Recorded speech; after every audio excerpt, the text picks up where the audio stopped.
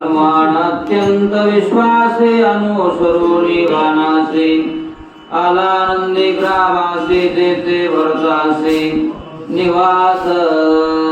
रामचंद्र भगवान की जय। अधिष्ठान जेथे प्रतिष्ठान देखा तेथे जन्मला तो गुणाते तयेका जयाचे निनामे चुके जन्म व्यथा।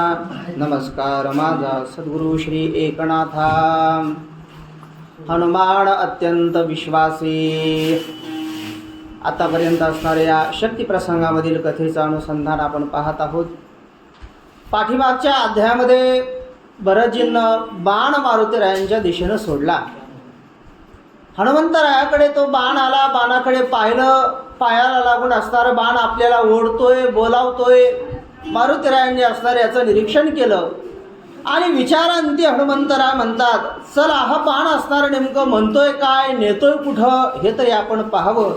आणि म्हणून नाथराय म्हणतात हनुमान अत्यंत विश्वासी। मारुतीराय हे कसे आहेत? विश्वासी आहेत। मारुतीराय म्हटल्याच्या नंतर आता त्याचं दोन पद्धतीनं चिंतन आहे। हनुमंतराय कोण आहे त्याचं दोन पद्धतीनं चिंतन आहे। फक्त आज एका पद्धतीनं चिंतन पाहून पुढे साखळे आपण करूयात। एक हनुमंतराय हे विवेक आहेत आणि एक हनुमंतराय ते आहेत ज्यांनी असणारा आपल्या ठिकाणच्या असणाऱ्या मानाचं हनन केलेलं आहे। हनु म्हणजे मारणं। ज्यांनी आपल्या ठिकाणच्या मानाला मारलं, ज्यांनी आपल्या ठिकाणच्या अपमानाला मारलं, किंबहुना भगवंताच्या भाषेमध्ये जर सांगायचं म्हणलं तर तथा मानापमान योहो। भगवद्गीतेच्या 12व्या अध्यायामध्ये भगवान भक्ताची लक्षणं सांगतात आणि सांगत असताना भक्ताचं एक लक्षण असणारं भगवंताने सांगितलं की त्या भक्ताच्या ठिकाणी मान आणि अपमान याच्यामध्ये कोणत्याही प्रकारचा भेद नसतो। याच्यामध्ये कोणत्याही प्रकारचं असणारं त्या ठिकाणी द्वैत त्या भक्ताच्या ठिकाणी नसतं। मान आला तरीही त्या भक्ताला असणारं काही वाटत नाही। एखाद्यानं मान केला तर उलट त्या भक्ताला असं वाटतं की सम्मानात तपक्षय, माझा कोणी मान केला तर मान केल्याच्या नंतर, कारण की शास्त्राचं वचन असं आहे, आपला जर एखाद्यानं मान केला तर आपलं पुण्य संपत असतं। मान केल्याच्या नंतर पुण्य संपत असते। आणि असम्मानात तपोवृद्धी ही, आपला असणारा कोणी अपमान केला, असन्मान केला तर असन्मान केल्याच्या नंतर आपलं पुण्य वाढत असतं।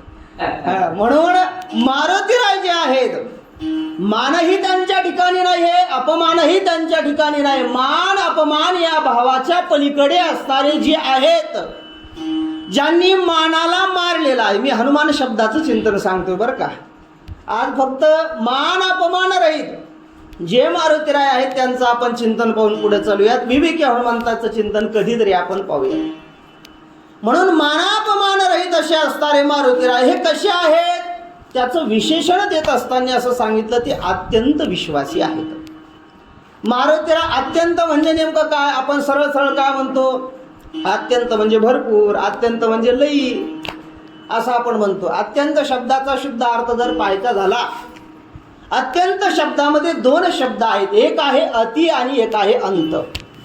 दोन शब्द अत्यंत शब्दामध्ये आहेत, अति अंत। अंत शब्दाचा अर्थ काय? शेवट। ज्या विश्वासाला शेवट नाही ते असणारा अत्यंत विश्वास। बघा, तुमच्या आमच्या विश्वासाला शेवट आहे का नाही? तुमचा आमचा विश्वास कुठपर्यंत राहतो? जोपर्यंत असणारे एखाद्या व्यक्तीविषयी, एखाद्या व्यक्तीचा आपल्याला जोपर्यंत अवगुण कळत नाही, एखाद्या व्यक्तीच्या एखाद्या शब्दावरून, एखाद्या क्रियेवरून असणारं आपलं मन दुखावल्या जातं आणि आपला विश्वास काय होतो? भंग पावतो। आपला विश्वास तिथं राहत नाही। पण मारुतीरायांचा विश्वास हा कसा आहे सांगताना नाथरायांचा शब्द तोला मोलाचा आणि महत्वाचा आहे, अत्यंत। ज्या विश्वासाला अंत नाही असा विश्वास तो भक्त मारुतीरायांच्या ठिकाणी आहे। विश्वास असं हे असणारे काय आहे? भक्ताचं लक्षण आहे। विश्वास कशावर पाहिजे? भक्ताचा विश्वास भगवंतावर पाहिजे। भक्ताचा विश्वास असणार, तुम्ही आम्ही जर असू तर आपला असणारा विश्वास हा संत वाङ्मयाच्या ठिकाणी असायला पाहिजे। तुमचा आमचा विश्वास असणारा संतांच्या ठिकाणी असायला पाहिजे। नेहमी आपण प्रमाण म्हणतो, संताची पायी हा माझा विश्वास, सर्व भावे दास झालो त्यांचा। विश्वासाशिवाय असणारं काही खरं नाहीये. समर्थ रामदास स्वामी मनाच्या श्लोकामध्ये फार सुंदर वर्णन करतात.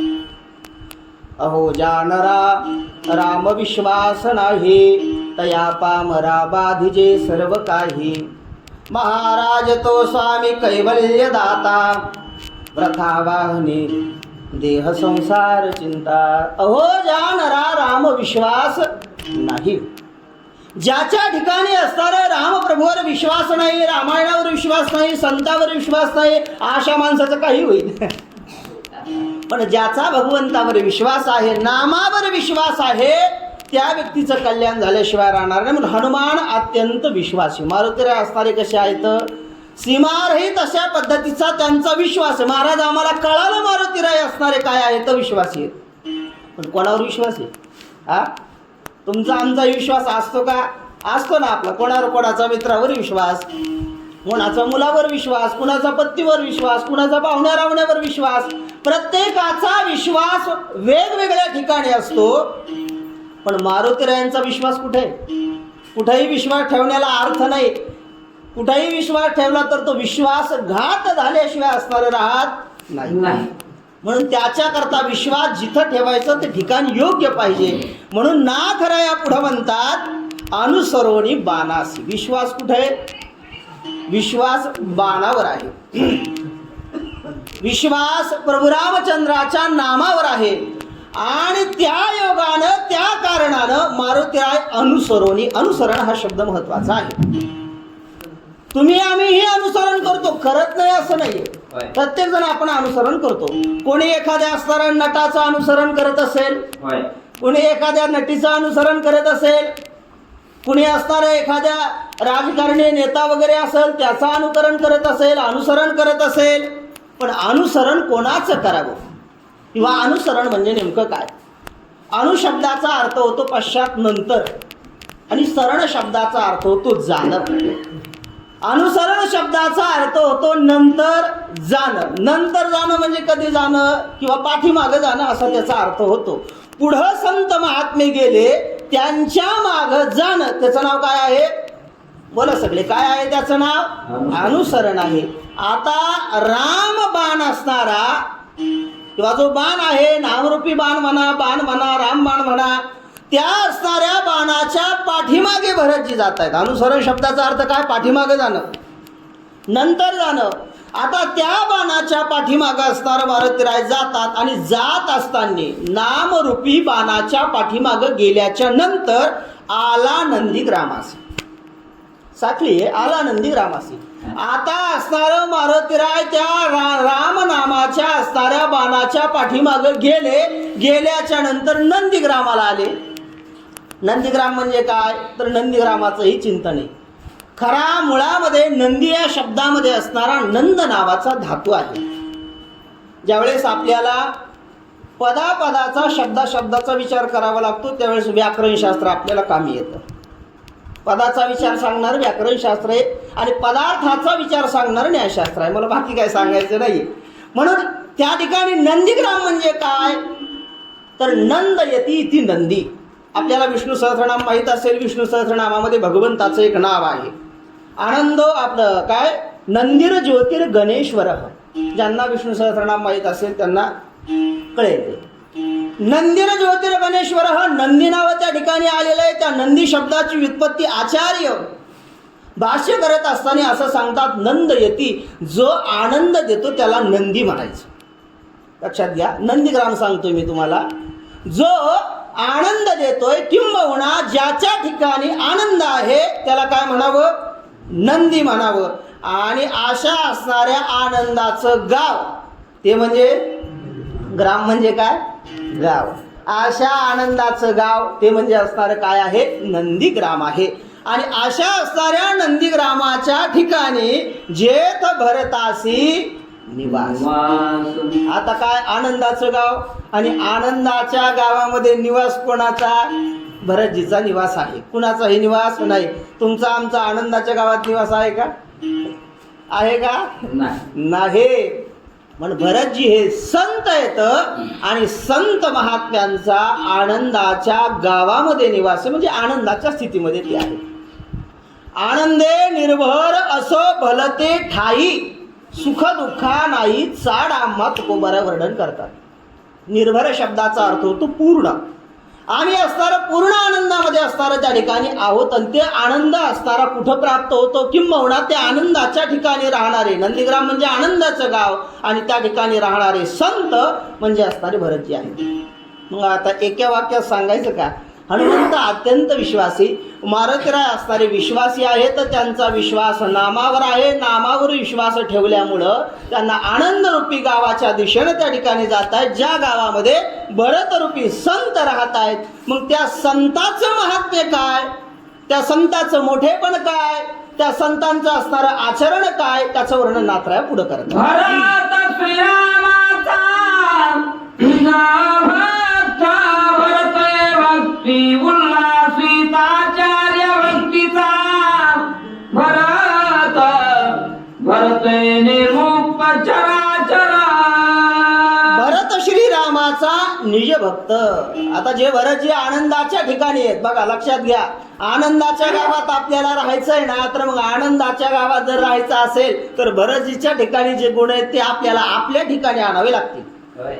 आणि ज्या वेळेस भरतजीच्या ठिकाणचे हे सांगितलेले गुण, आता कोणते कोणते, निज भक्त, पुन्हा असणारा आचार्य असणारे भरतजी आहेत, हे जे लक्षणं आहेत हे ज्या वेळेस आपण आपल्या ठिकाणी आणू का, त्यावेळेस खरा नंदीग्रामामध्ये आपला काय होईल, वास होईल.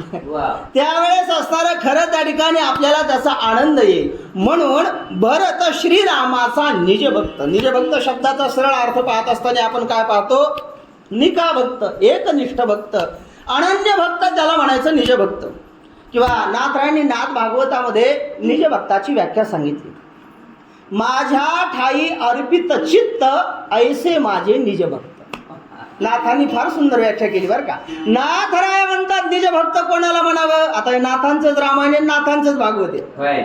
निज भक्त काय, हे नाथ आपल्याला काय करतात, भागवताच्या माध्यमातून सांगतात. माझ्या ठाई अर्पित चित्त, माझ्या ठिकाणी असणारं चित्त जे अर्पण करतात, ऐसे माझे निज भक्त. देवाच्या ठिकाणी चित्त अर्पण करायचं म्हणजे नेमकं काय करायचं, काय करायचं, चित्त असणारं देवाच्या ठिकाणी अर्पण करायचं म्हणजे करायचं काय, तर चित्ताचं काम काय आहे. ज्यावेळेस पंचीकरणाचा विचार आपण करतो, चित्ताचं काम सांगत असताना आचार्यांनी चित्ताचं काम सांगितलेलं आहे, चिंतन कर्तृ चित्त. जे सतत चिंतन करतं त्याला काय म्हणायचं, चित्त. अंतकरण तसं पाहिलं तर एक आहे, पण उपाधी भेदानं त्याचे काही भाग झालेले आहेत. त्याला आपण म्हणतो अंतकरण चतुष्टय, त्याला म्हणतो मन, बुद्धी, चित्त, अहंकार. मी सगळ्याचं विश्लेषण तुम्हाला सांगत नाही आता. फक्त चित्त काय, जे चिंतन करतं त्याला काय म्हणावं, चित्त म्हणायचं. आणि मग भक्त कोणाला म्हणायचं, ज्याचं अंतकरण सतत भगवंताचं असणारं चिंतन करतं त्याला काय म्हणायचं. तुकोबाराचं प्रमाण देतो, अखंड चिंतन विठोबाचे. सारखं भगवंताचं चिंतन, अनन्य, सारखं, सतत.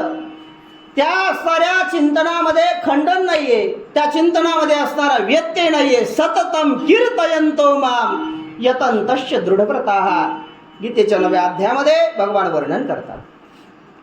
त्या सतत कीर्तनाला असणारं त्या ठिकाणी महत्व आहे. म्हणून भरत श्रीरामाचा निज भक्त. निज भक्ताचे अजूनही अर्थ होतात, मी एकच पाहणार आज सगळे अर्थ सांगणार नाहीये. निज भक्त म्हणजे कसा भक्त आला का लक्षात, भगवंताच्या प्रभू रामचंद्राच्या ठिकाणी ज्यांचं चित्त असणारं आहे त्यांना काय म्हणायचं, निज भक्त म्हणायचं. संपूर्ण चित्त भरतजीचं प्रभू रामचंद्राच्या ठिकाणी ते निज भक्त. भरते भक्ती उल्हासित. या भरतजीच्या जवळ आल्याच्या नंतर भक्तीलाही उल्हास प्राप्त व्हावा. थोडं व्यवहाराच्या दृष्टीनं सांगायचं का, काही काही माणसं अशा असतात की ज्यांच्या जवळ गेल्यावर आपल्याला उल्हास प्राप्त होतो, आणि काही काही माणसं अशा असतात ज्यांच्या जवळ गेल्यावर वाटतं कधी यांच्या जवळून निघून जाईल. व्यवहार आहे का नाही, तसं भक्तीचा व्यवहार पहा. काही काही माणसाजवळ जर भक्ती आली तर तिला कसं तरी वाटतं, आणि काही काही महात्म्याजवळ भक्ती जर गेली तर तिला उल्हास वाटतो. त्याच महात्म्यापैकी असणारे भरतजी हे काय आहेत, महात्म्य आहे. भरते भक्ती उल्हासित.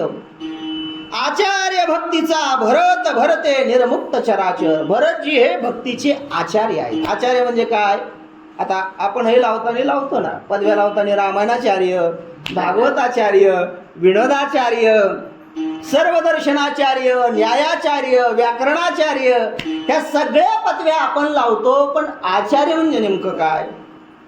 प्रत्येक गोष्टीला काहीतरी कारण आहे ना. आचार्याची व्याख्या शास्त्रानं फार सुंदर केलेली आहे. आचिनोतीच शास्त्राणी आचार्य स्थापयत्यपि स्वयं आचरते यस्मात् तस्मात् आचार्य उच्यते. आचार्य कोणाला म्हणायचं? सोप्या शब्दात व्याख्या सांगू का? स्वतः आचरण करून जगाला जे असणारं काय करतात दाखवतात त्यांना काय म्हणायचं? किंवा तुकोबारायांच्याच भाषेत सांगायचं का? तैसे संत जगी करुणी धाविती अंगी. मग संत आचार्य झाले का नाही? जे आचरण करून दाखवतात त्यांना आचार्य असं म्हणायचं. मग आता हे महाराज तुम्ही पदव्याचं सांगितलं, पदव्याचं चालता चालता तुम्हाला गंमत सांगतो. रामायणानुसार ज्यांचं आचरण ते रामायणाचार्य, भागवतानुसार ज्यांचं आचरण ते भागवताचार्य, आणि सगळा ज्यांच्या जीवनात विनोदच विनोद आहे ते विनोदाचार्य. ज्यांचं सगळं आचरण हे विनोदाप्रमाणे ते विनोदाचार्य. आचार्य शब्दाचा या श्लोकाप्रमाणे अर्थ आपण पाहिला तर असा होईल. म्हणून भरतजी हे काय आहेत? भक्तीचे आचार्य आहेत. भक्तीचं आचरण करून दाखवणारे आहेत आचार्य. म्हणजे आता तुम्हाला मी भक्ती सांगायला लागलो, पण मी भक्तीचा आचार्य आहे का? नाही. माझ्या ठिकाणी भक्तीचं एवढं आचरण नाहीये, पण भरतजीच्या ठिकाणी त्याचं आचरण आहे. म्हणून भरत भक्तीचा आचार्य, भरते निर्मुक्त चराचर. आणि ज्या वेळेस आपण आपल्या आचरणामधून एखादी गोष्ट दाखवतो, तर दाखवल्याच्या नंतर समोरच्या व्यक्तीवर त्याचा प्रभाव पडत असतो. बरोबर आहे का नाही? नाथांचा दृष्टांत आपल्याला सगळ्याला माहिती, मी सांगून वेळ घेणार नाही. गुळाचा दृष्टांत. गुळ खाणाऱ्या मुलाला आई घेऊन येते, नाथ म्हणतात नंतर घेऊन या, नंतर सांगतात. तो दृष्टांत तुम्हाला माहिती. नाथांनी आधी आचरण केलं आणि आचरण केल्याच्या नंतर त्या मुलाला नाथ असणारे त्या ठिकाणी म्हटले, मग त्यानं गुळ सोडला. बरोबर आहे का नाही? तसं भरतजींना आधी भक्तीचं आचरण केलं आणि त्यांच्याकडे पाहून भरते निर्मुक्त चराचर.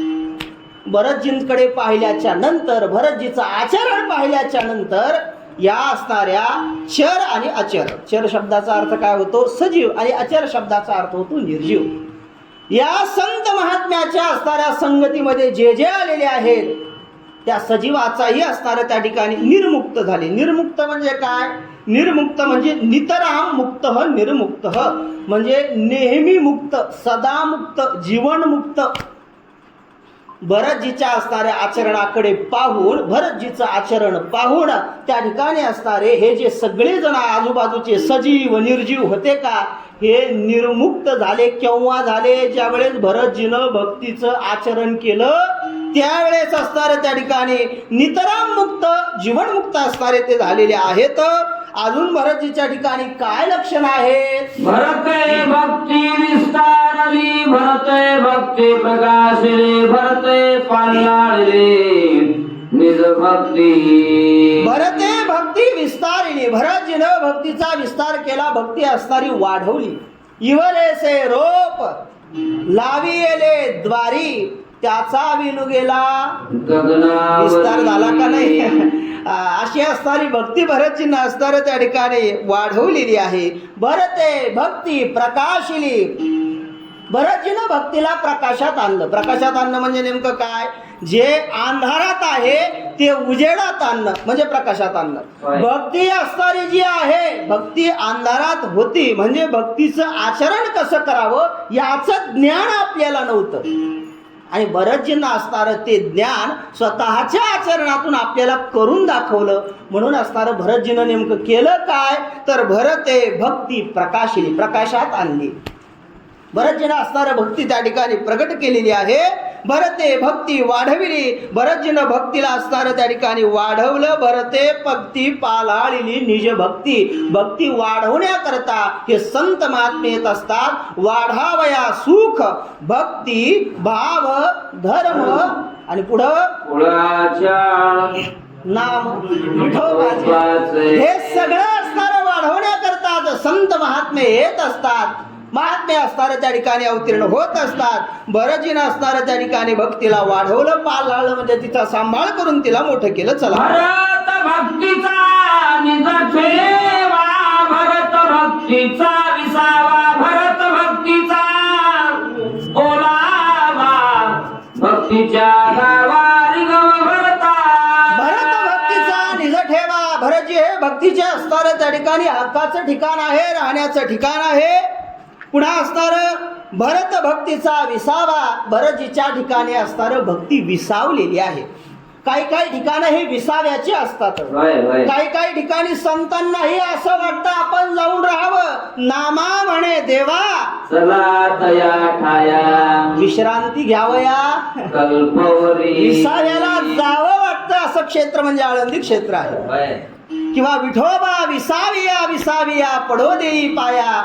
जगद्गुरु तुकोबाराय वर्णन करतात विसाव्याचं ठिकाण भगवान पंढरीनाथ पांडुरंग परमात्मा असणारे आहेत, त्यांच्या ठिकाणी तुम्ही विसाव्याला आला, आम्ही विसाव्याला आलो.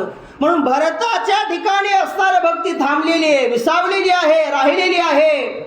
आणि भरताच्या ठिकाणी असणारं भक्ती राहून भरत भक्तीचा ओलावा, भरतजी असणारं त्या ठिकाणी काय आहे, भक्तीचा ओलावा आहे.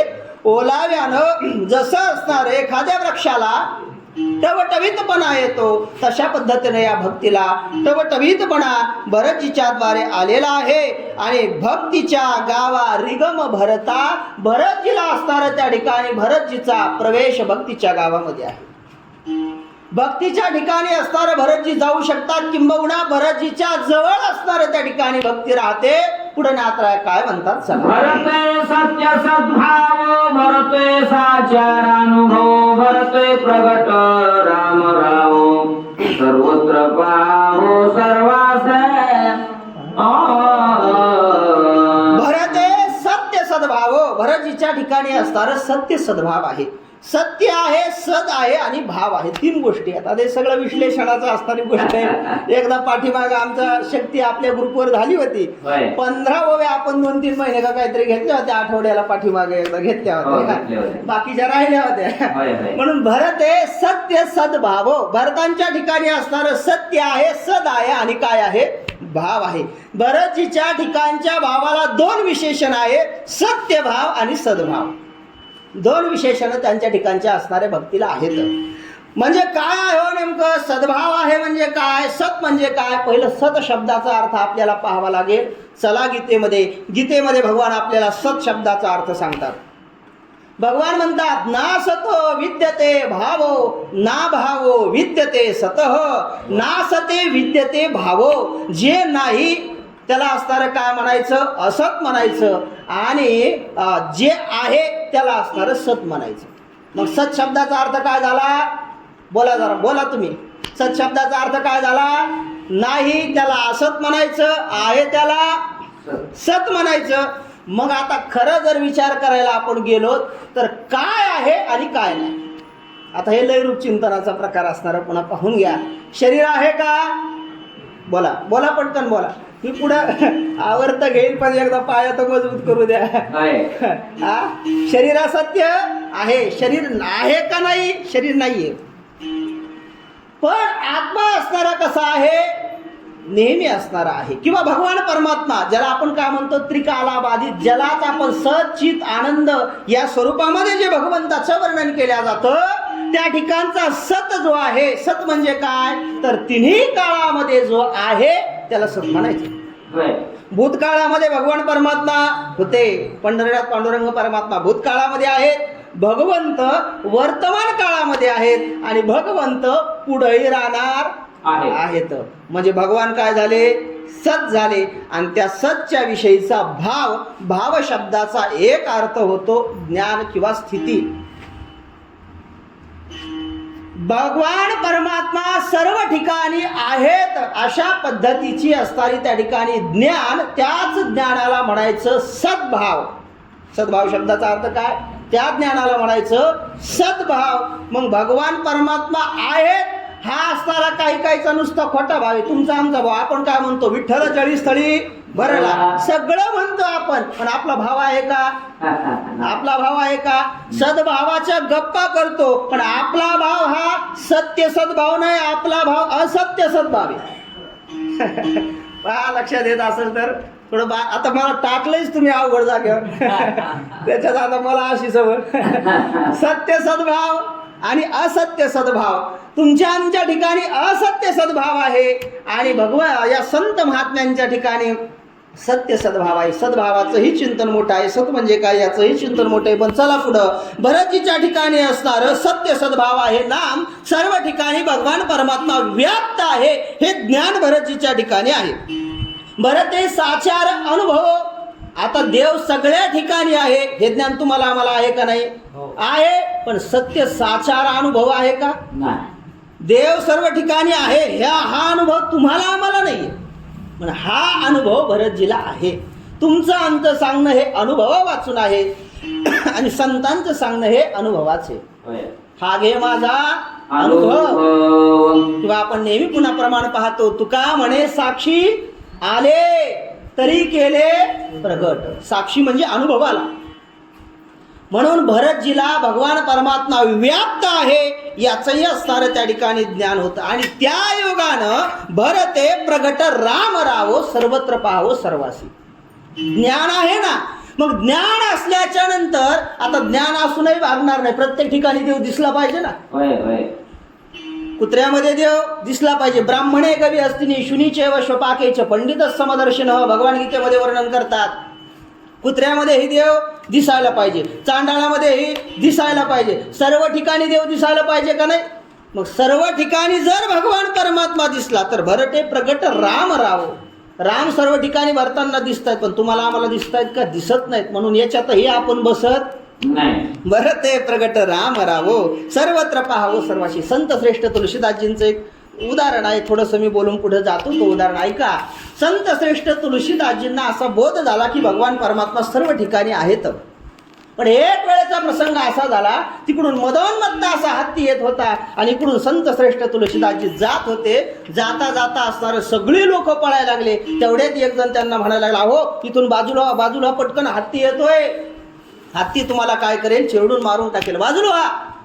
संत श्रेष्ठ तुलसीदासजी ऐकत नाही. ज्ञान नवीन झालेलं होतं आणि त्यामुळे ते म्हणे भगवान परमात्मा सर्व ठिकाणी व्याप्त आहे, हत्ती मला काय करणार आहे? पुढं गेले. पुढं गेल्याच्या नंतर हत्तीनं धक्का द्यायला पडले. पडल्याच्या नंतर म्हणायला लागले, असं कसं ज्ञान बुवा? देव सर्व ठिकाणी आहे हे ज्ञान मला झालं. पण खरं पाहिलं तर ती ज्ञान झालं नव्हतं. मग त्यांनी भगवंताचा असणारा धावा केला, देवा झालं काय नेमकं? माझं चुकलं काय? सर्व ठिकाणी तुम्ही व्याप्त आहात याची अनुभूती मी घेत होतो. त्यावेळेस भगवान सांगायला लागले, तिकडून हत्ती यायला बाजूला होईल सांगायला मी चालतो ना. ते सांगायला कोण आलतं? मग भरते प्रगट रामराव. याला म्हणायचं काय? भरते प्रगट रामराव. आणि भरते साचा पुन्हा सर्वत्र पाहावो सर्वासी. आता भरतजीला रामजी प्रगट झाले. भरतजीला सर्व ठिकाणी राम दिसायला लागले. ही गोष्ट खरी आहे. पण भरतजीच्या संगती जे जे आले त्यालाही असणारे नाथराय म्हणतात सर्वत्र पाहावो सर्वासी. संताच्या संगतीत भरतजीच्या संगतीत जे आले त्यालाही असणारं त्या ठिकाणी आता सर्वत्र रामप्रभू दिसू लागलेले आहेत. त्याचं वर्णन पुढे नाथराय करतात. भरते अपंगिली भक्ती, भरते वाढविली विरक्ती, भरते पाहिली निदशांनी भूते भोगिते स्वानंद. भरतजिंद असणाऱ्या योगानं सर्वांना रामप्रभूचं दर्शन होते. काय कारण आहे? काहीतरी कारण असायला पाहिजे ना. त्याचं कारण असं आहे, भरते अपंगिली भक्ती. भरतजीनं असणारं भक्तीला अपंगिल. अपंगिल शब्दाचे दोन अर्थ होतात. एक अर्थ होतो स्वीकार करणं आणि एक अर्थ होतो आश्रय देणं. अपंगिले शब्दाचे दोन अर्थ कोशानं केलेले आहेत. स्वीकार करणं, भरतजीनं भक्तीचा स्वीकार केला किंवा भरतजीनं भक्तीला असणारा आपल्याजवळ आश्रय दिला असा अर्थ आपल्याला करता येतो. म्हणून भरतजीनं भक्ती त्या ठिकाणी आपल्याजवळ ठेवली, स्वीकारली. भरते वाढविली विरक्ती. आणि भक्ती जवळ आल्यामुळे आता एखादी माऊली आई आहे. प्रश्न आहे आता ऐका, एखादी आई आहे आपल्या इकडं मराठवाड्यामध्ये वगैरे या ठिकाणी, आपल्या इकडं समजा भारतामध्ये काही आपल्या महाराष्ट्र राज्यामध्ये त्या ठिकाणी सुवासिनी ठेवण्याची प्रथा आहे. जेवणाकरता सुवासिनी ठेवल्या जातात. सुवासिनी ठेवल्याच्या नंतर काय होतं, त्या माऊलीला हळद कुंकू दिल्या जातं आणि ती माऊली असणारं जेवण्याकरता येण्याकरता तयार होते. बरोबर आहे का नाही? आणि मग आता निघाल्याच्या नंतर कदाचित त्या माऊलीसोबत लहान लहान लेकरं असतात. मग आता त्या असणाऱ्या लेकराला बुका लावा लागतो का, शेंदूर लावा लागतो का, हळद कुंकू लावा लागतो त्या माऊलीसोबत येण्याकरता? काही करायची गरज आहे का? मातेच्या संगे बाळकांच्या हरी तुकोबरा वर्णन करतात. त्या आई सोबत असणारं त्या ठिकाणी काय होतं, ते बालक असणारं चलत जातं. तसं नाथराया म्हणतात या ठिकाणी असणारं भक्ती भरतजी जवळ आली ना, तर आता त्याच्यामुळं भक्तीचे 2 लेकरं भागवतानं सांगितलेले आहेत भागवत महात्म्यामध्ये. कोण 2 लेकरं आहेत? ज्ञान वैराग्य नामानो. ज्ञान आणि वैराग्य हे काय आहे तर भक्तीचे 2 लेकरं आहेत. भागवताच्या महात्म्यामध्ये त्याचं चिंतन आलेलं आहे. मग त्यामुळं झालं काय, भक्ती आली आणि भक्ती आल्यामुळं भरते वाढविली विरक्ती. विरक्ती नाम वैराग्य. विरक्ती म्हणजे वैराग्य. भरतजी जवळ भक्ती आली त्याच्यामुळं असणारं वैराग्य आलं. वैराग्य आल्याच्या नंतर वैराग्य वाढीला लागलं आणि वैराग्य असणारं त्या ठिकाणी वाढीला लागल्याच्या नंतर, कारण की परमार्थामध्ये वैराग्याची मोठी ताकद आहे. परमार्थामध्ये वैराग्य हे लागत. वर्णन आहे ना, परमपद बळ वैराग्याचे तुकोबारा म्हणतात. वैराग्य असणारं लागत. वैराग्य असणारं त्या ठिकाणी असेल तर असणारं काय आहे, ज्ञानाला थार आहे. नाहीतर असणारं त्या ठिकाणी असं वर्णन ज्ञानोबारायांनी केलेले. ज्ञानोबाराय म्हणतात विरक्ती वाचून कही ज्ञानासी तगणेची नाही. तग धरणं, तगणे म्हणजे तग धरणं. आपण व्यवहारात बोलताना म्हणत नाही का, तो काय तग धरणार आहे म्हणजे त्याच्या ठिकाणी तेवढी क्षमता नाहीये. म्हणून विरक्तीला वैराग्याला मोठं महात्म्य आहे. आणि त्याच्याकरता भक्ती आहे ना, मग आता वैराग्यही लागेल. आपण तो अभंग पहा, भक्ती ते नमन, वैराग्य तो त्याग, ज्ञान ब्रह्मी भोग ब्रह्म तनू. हे सांगत असताना असणार तुकोबाराय म्हणतात एकावी नये कामा नये. ती नाही लागणार ना तुम्हाला. भक्ती ही लागणार, वैराग्यही लागणार, ज्ञानही तुमच्या ठिकाणी लागणार. आणि मग भरतजीच्या ठिकाणचं असणारं विरक्ती ही वाढती होती. तुमच्या आमच्या ठिकाणची विरक्ती ही कमी होणारी आहे. आपलं वैराग्य कसं, स्मशान वैराग्य, करपट वैराग्य, प्रसूती वैराग्य, जिहासा वैराग्य, जिज्ञासा वैराग्य, सात्विक वैराग्य, राजस वैराग्य, तामस वैराग्य. नाथांनी चिरंजीव पदात त्याचं सविस्तर वर्णन केलेलं आहे. हे सगळं असणारं तुमचं आमचं आहे. पण असणार भरतजीच्या ठिकाणी तसं नव्हतं. भरते पाहिली निज शांती भूते भोगीती स्वानंद. भरतजीनं असणारं निज शांती पाहिली. शांती पाहतात का अनुभवतात? शांती हे काय कोणत्या माऊलीचं नाव नाही तिला पाहायला. पाहणं शब्दाचा अर्थ काय? आपण म्हणतो मी देवाला पाहिलं, देवाचं दर्शन केलं, पण पाहणं म्हणजे नेमकं काय? तर शास्त्र म्हणतं पाहणं म्हणजे दृशेर ज्ञानम. पाहणं म्हणजे काय? ज्ञान होणं. आता आपण देवाचं दर्शन घेतलं, देवाला पाहिलं, खरं सांगा आता लोक देवाला आपण पाहिलं, दर्शन घेतलं का उगत जाऊन असं आलो तर कसं आहे कारण की पाहणं शब्दाचा अर्थ होतो ज्ञान होणं. एखाद्या वस्तूचं पूर्ण ज्ञान होणं त्याला म्हणायचं पाहणं. दृशेर ज्ञानम शुद्ध माऊली वर्णन करते. म्हणून पाहणं शब्दाचा अर्थ होतं ज्ञान होणं. आणि आपल्या ठिकाणच्या शांतीचं ज्ञान भरतजीला झालं आणि त्यामुळं असणारं भरतजी त्या ठिकाणी श्रेष्ठ आहेत. भूते भोगीती स्वानंद. आता भरतजीच्या ठिकाणची जी शांती आहे ती सगळे लोक त्यांच्या जवळचे भोगू लागले. मग आता काही काही ठिकाणी म्हणते शांती माझ्या ठिकाणी आहे, दुसऱ्याला उपभोग कसा घेता येईल? शांती माझ्या ठिकाणी आहे आणि दुसऱ्याला उपभोग त्याचा कसा घेता येईल? हा मोबाईल माझा आहे, दुसऱ्याला उपभोग कसा घेता येईल? काही काही वस्तू माझ्या म्हणतात, मग दुसऱ्याला कसा उपभोग घेता येईल? मग नाथराय म्हणतात मी तुम्हाला सांगतो हा उपभोग कशा पद्धतीने लोकांनी घेतला त्या चंदनाचं उदाहरण देऊन आता नाथराय आपल्याला सांगतात कसा उपभोग. मला या ठाई चंदनाची पैधाडी पाहितेने डोंगर सर्वही की गालवला हे चंदना. नाथराय म्हणतात मलयाद्री नावाचा पर्वत आहे. भगवान परमात्मा त्या पर्वतावर जाऊन राहिले बरं का. एकदा भगवान श्री विष्णूंना शाप भेटला, सर्प होता आणि त्यावेळेस भगवान परमात्मा त्या मलय नावाच्या पर्वतावर सर्प रूपात जाऊन राहिले. कथाकल्पतरूमध्ये याचं चिंतन आलेलं आहे. असं मला सांगायचं काय, मलय नावाचा पर्वत आहे त्याला मलय का म्हणायचं? तिथं ती चंदनाची जात आहे, ते चंदन त्या ठिकाणी आहे आणि भरपूर झाडं आहेत आणि त्या चंदनाच्या योगानं त्यानं सर्व असणारा डोंगर त्या ठिकाणी काय झालेला आहे? चंदन झाला म्हणजे सुवासिक झालेला आहे. आता दृष्टांतावर जास्त बोलत नाही, चला. नाही आपण तेथे गेला नाही उपळूनी आलीला अंगवात वरुणी गेला ते गिरी केला चंदना. बघा आता ऐका, आपला मुद्दा काय होता, भरतजीच्या ठिकाणी शांती आहे आणि बाकीचे कसे भोगतील. तर आता या दृष्टांतावर चंदनाच्या ठिकाणी सुवास आहे, मग बाकीच्या ठिकाणी कसा जाईल. सिद्धांत आणि दृष्टांत पहा. भरतजीच्या ठिकाणची शांती दुसरे कसे भोगतील आणि चंदनाच्या ठिकाणचा सुवास दुसरीकडे कसा जाईल. नाथराया म्हणतात पण गेला ना, मग कसा गेला पुढे सांगतो. एक वनस्पतीचा परिवार चंदन केला डोंगर भरकत असे तो पैर श्वास थोर आवडे ना. मग आपण तिथं असताना तो वास गेला का. गेला का वास.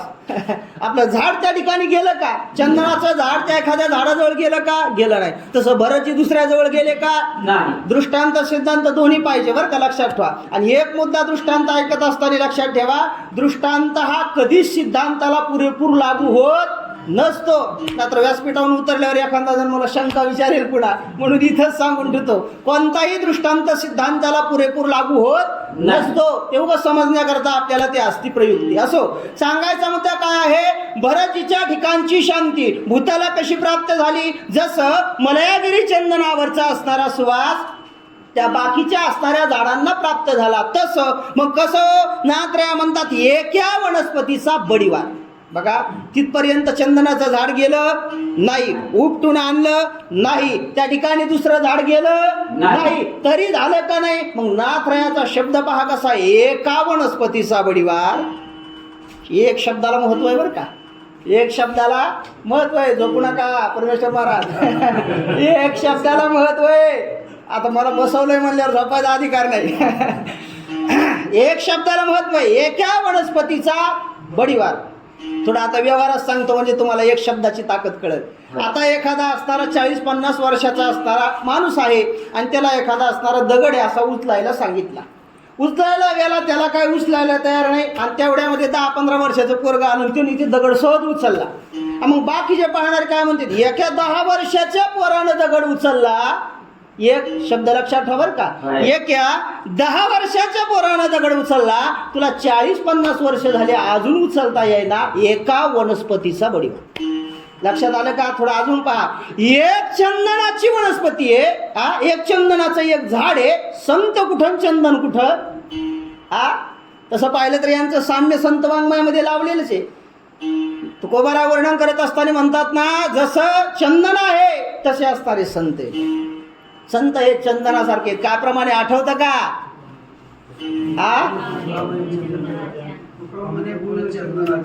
तैसे तुम्ही जगी अनेक ठिकाणी असणारे ते उदाहरणे दिलेली आहेत. मग आता पहा गंमत, एक वनस्पती चंदनाची सामान्य झाड आणि कुठं मोठे भरतजी. एक सामान्य झाडाचा वास बाकीच्या असणाऱ्या झाडाला जाऊ शकतो, तर एवढ्या मोठ्या भरतजींचं शांती ज्ञान भक्ती दुसऱ्याच्या ठिकाणी जाऊ शकत नाही का. जाऊ शकतं. हे नाथरायांना असणारं सांगायचंय. म्हणून नाथराया पुढं अजून त्याचं वर्णन करतात. आता मी जरा माझ्याची हृदयी भगवंत तो भगवंत मूर्तिमंत तेने काय नव्हे प्राप्त सलाग्य संत ते जगाते. माझ्याची हृदयी भगवंत. आता भरतजीच्या ठिकाणी शांती प्राप्त झाली. भरतजी असणारे शांत येतं. भरतजीला शांतीचं ज्ञान झालेलं आहे. शांतीचा अनुभव भरतजीनं केलेला आहे. मग त्या अनुभवाच्या माध्यमातून काय कळालं, माझ्याची हृदयी भगवंत तो भगवंत मूर्तिमंत. जो भगवंत प्रत्येक ठिकाणी मूर्तिमंत आहे तोच माझ्या हृदयामध्ये. आता 2-3 पद्धतीने ओवीचा अर्थ होतो, पण असो माझ्या हृदयामध्ये असणारा जो भगवान परमात्मा आहे तो मूर्तिमंत आहे. आणि तो भगवान परमात्मा आमच्या जवळ असल्यामुळं आम्हाला कशाची कमी आहे सांगा बरं. देव आपल्या जवळ आहे, कशाची कमी आहे का. आपल्याला काही कमी राहत नाही. तुकोबाराची भाषा पहा, काय नो हे केले एका चिंतिता सर्व साधनाचे सार भवसिंधू तरी पार. योग याग व्रते केली तयाने अमुपे तुका म्हणे जपा मंत्र त्रिअक्षरी सोपा. तुकोबारा वर्णन करतात का नाही. काय नाही केलं बरं. ज्यानं समुद्राची आंघोळ केली त्यानं किती नद्याची आंघोळ केली. ज्ञानवरायाची उभी आहे का नाही, आठवती का तीर्थे जिये त्रिभुवनी ते घडती समुद्रावगाहणी ना तरी अमृत रसस्वाद आणि रससकळ. आता अमृताचं विश्लेषण करत नाही. म्हणजे काय, संत महात्म्य असणारे जे आहेत त्यांच्याजवळ भगवान परमात्मा आहे. देव जवळ असल्यावर काही नाही म्हणायचंच नाही. देव जवळ नाही तर काहीच नाही, आणि देव जवळ आहे तर सगळंच आपल्या जवळ आहे. त्याच्यामुळे भगवान परमात्मा आपल्या जवळ पाहिजे. आता कसा पाहिजे, काय पाहिजे, विस्ताराचा विषय. चला पुढे. दृष्टी विषय समस्त राम रूपे देखत भरत दृश्य द्रष्टा दर्शन तेज सहज होत राम रूप. आता भरतजीच्या जवळ देव आहे मान्य आहे का नाही? मग देव कसा आहे भरतजीच्या जवळ? आम्हाला सांगा, भरतजीला देव जवळ कसा आहे? नाथराय म्हणतात तुम्हाला सांगतो देव कसा जवळ आहे. पहा, भरतजीने जे जे पाहिलं ते ते असणार. दृश्य, द्रष्टा आणि दर्शन हे तिन्ही असणार त्या ठिकाणी. पाहता, पाहणारा आणि त्यामधील क्रिया वा ज्ञान हे जे आहे ते रामरूप आहे. म्हणजेच असणार त्या ठिकाणी भरतजीच्या जवळ भगवंत. ही साखळी लक्षात ठेवा. साखळी लक्षात नाही ठेवली तर काय मेळ लागणार नाही. अशा ओव्या आपल्याला कळतही नाहीत, त्या लक्षात येत नाहीत. साखळी लक्षात ठेवा. देव जवळ आहे, पण कसा जवळ आहे? दृष्टीचे सगळे असणारे विषय काय आहेत ते त्या ठिकाणी असणारे सगळे असणारे जे जे दृष्टी दिसे ते ते हरिरूप. पूजा, ध्यान, जप त्यासी नाही. काही करायची गरज नाही. वैकुंठ, कैलासी, तीर्थक्षेत्र देव तयाविन ठावरिता कुठे. नाथराया त्याचं वर्णन करतात. श्रवणी शब्द पडताची जाण शब्दार्थ श्रीराम आपण श्राव्य सावक श्रवण स्वय चितगण होणी ठाके. कानावर पडणारा शब्द ही असणारी जी त्रिपुटी आहे, या त्रिपुटीमध्येही त्यांना प्रत्येक शब्दाचा अर्थ शब्दाचा अर्थ, कारण, हेतू, प्रत्येक शब्दाच्या पाठीमागं काय कारण आहे, काय हेतू आहे, शब्दाच्या पाठीमागं कारण काय आहे. आता मी आता हे रामायणाचे शब्द बोलतोय, याच्या पाठीमागं कारण काय आहे, हेतू काय आहे, कारण काय आहे. याच्या पाठीमागं भगवंतच कारण आहे ना. जर भगवान परमात्माने जर असणार माझी वाचा चालूच नाही देईल, तुकोबारा म्हणतात ना, आपुलिया बळे नाही मी बोलत सखा कृपावंत वाचा त्याची आहे का नाही. मग या शब्दार्थ कोण आहे? शब्दार्थ म्हणजे या शब्दाला कारण कोण आहे? भगवान परमात्मा आहे का नाही. तुम्ही आम्ही बोलायला लागलो, देव बोलवतो, साळुंखी मंजूळ बोलते ना, पण शिकविता धनी वेगळा तो. तसं त्या शब्दाचा अर्थ वेगळा तो. त्या शब्दाचा अर्थ भगवान परमात्मा आहे हे असणारं ज्ञान त्या महात्म्याला होतं. त्याच्या दृष्टीने अजूनही चिंतन आहे. चला पुढे. घ्राण घेता वास वासा सवाय परे सगळे घ्राता घ्राण समास चिदाकाश होणी ढाका. घ्राण असणारं म्हणजे वास घेण्याचं जे इंद्रिय आहे, वास घेण्याची जी क्रिया आहे, ज्याचा असणारा वास घ्यायचा आहे ते आहे. ही जी त्रिपुटी आहे ही भरतजीची रामरूप झाली. म्हणजे भगवान परमात्मा त्या ठिकाणी त्यांना मूर्तिमंत झाले. मागची ओवी लक्षात ठेवायची. किती नंबर? 10 नंबरच्या ओवीला ह्या सगळ्या ओव्या लावायच्या. ह्या ज्या पंच ज्ञानेंद्रियाच्या ओव्या सांगितल्या का, आणि पुन्हा आयुष्याची कर्मेंद्रिय आयुष्याची रीती पुढे नाथराय वर्णन करतात. 5 ज्ञानेंद्रिय 5 कर्मेंद्रिय ह्या सगळ्या ओव्या कुठं लावायच्या? 10व्या ओवीला लावायच्या. की भगवंत कसा प्रगट आहे, भगवंत कसा दिसतो. किंवा पाठीमागची जी ओवी आहे का नाही, भरते प्रगट राम रावो, कसा प्रगट आहे तर असा प्रगट आहे. चला पुढे. त्वचा घे हो जाय स्पर्शासी तव दोहिते राम प्रकाशे त्वचा स्पर्श स्पर्शनासी सहज समरसे श्रीराम. या असणाऱ्या स्पर्शाची हे ज्ञानेंद्रिय आहे. त्वचा हे काय आहे? ज्ञानेंद्रिय आहे. याचा असणारा स्पर्श करणारा आणि असणारं त्या ठिकाणी ज्याला स्पर्श करायचा आहे ते, हे सर्व असणारं त्या महात्म्याचं रामरूप झालेलं आहे.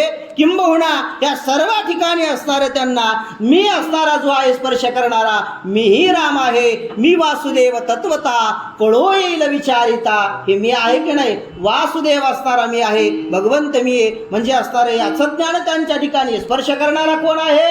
देव आहे. ज्याला स्पर्श करायची ती वस्तू कोण आहे? देव आहे. याचं ज्ञान भरतजीला आहे. भरते प्रगट रामराव. चला.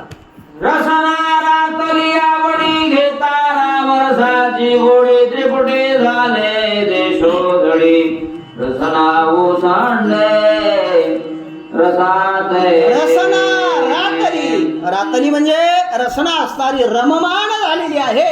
कशामध्ये रममान झाली? राम नामामध्ये. माझी मदत झाली अनावर अनावर वाचन छंद या नामाचा घेतलासे रतना रातली आवडी. ज्ञानोबराय अमृतानुभवामध्ये फार सुंदर वर्णन करतात. पडियंते सदा तेची परिभोगी नवी नवी रुची म्हणून हा उचितची अनुवाद सिद्ध ज्ञानोबराय अमृतानुभवामध्ये म्हणतात. तेच आहे किंवा तुकोबाराच्या भाषेत सांगायचं का, खादलेची खावे वाटे भेटले भेटे आवडी वीट नाही पांडुरंगी. भगवान परमात्मा असताना त्या ठिकाणी आहे ते. अविटगे माय विटेना जवळीच आहे परी भेटेना. सगळे रस हे विटणारे आहेत पण राम रस हा विटणारा नाही. रामरस म्हणजे भगवान परमात्मा.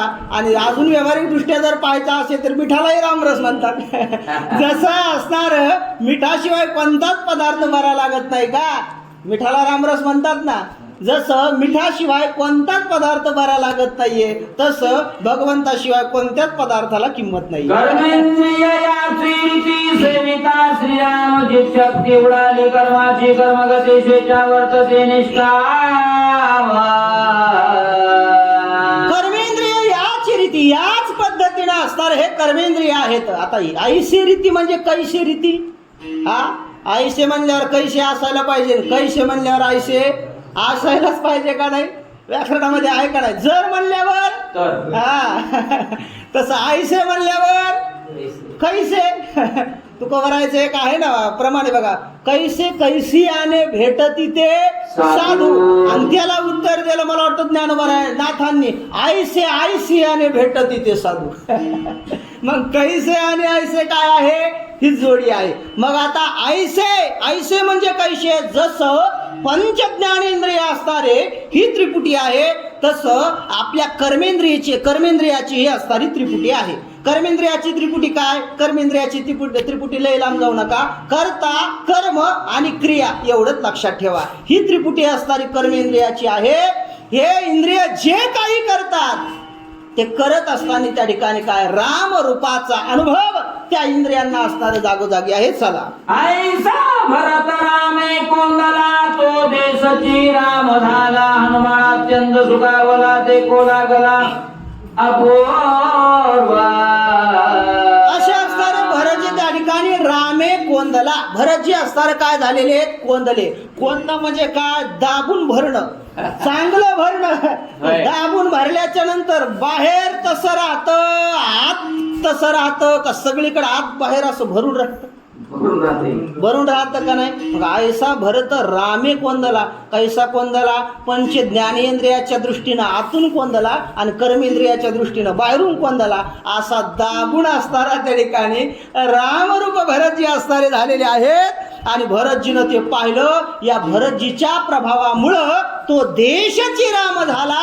ज्या ठिकाणी संत महात्मे राहतात ती असणारी जागा त्या ठिकाणी रामरूप होऊन जाते असं वर्णन. नगरा भाया राम वृक्षध्वजी राम राम राम रूप सकळ द्रुम लवंगम विस्मिता.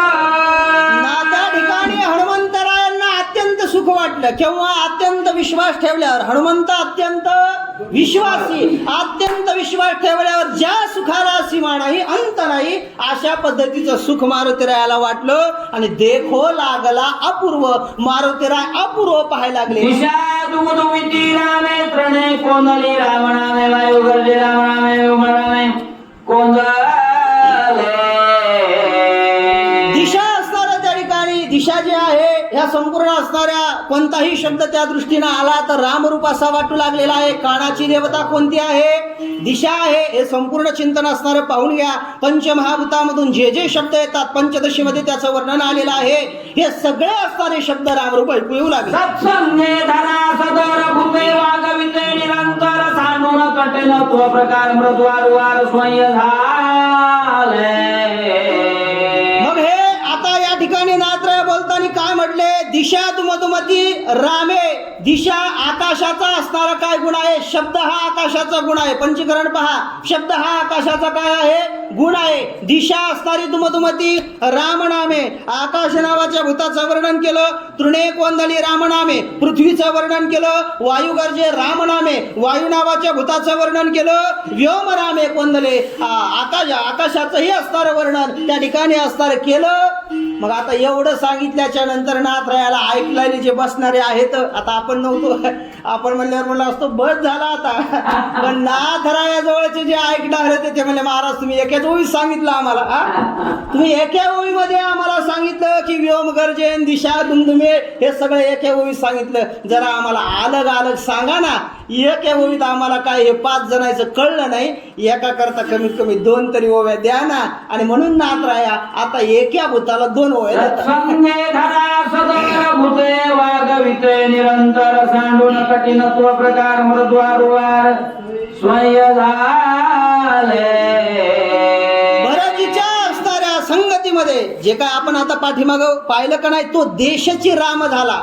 हा जो शब्द आहे का नाही, तो देशाची राम झाला. राम झाला म्हणजे नेमका काय झाला? नाथराय आता सांगायला लागले. देश म्हटल्यावर त्या ठिकाणी पंचमहाभूत आहेत का नाही, मग ते कसे झाले, काय झाले सांगतात ऐका. संसंगतीमध्ये भरतजीच्या धरा आली. धरा म्हणतात हिला. हिला धरा का म्हणतात? आपल्याला आपण जर असं म्हणलं धरा, धरा म्हणल्यावर त्याचा अर्थ काय होतो?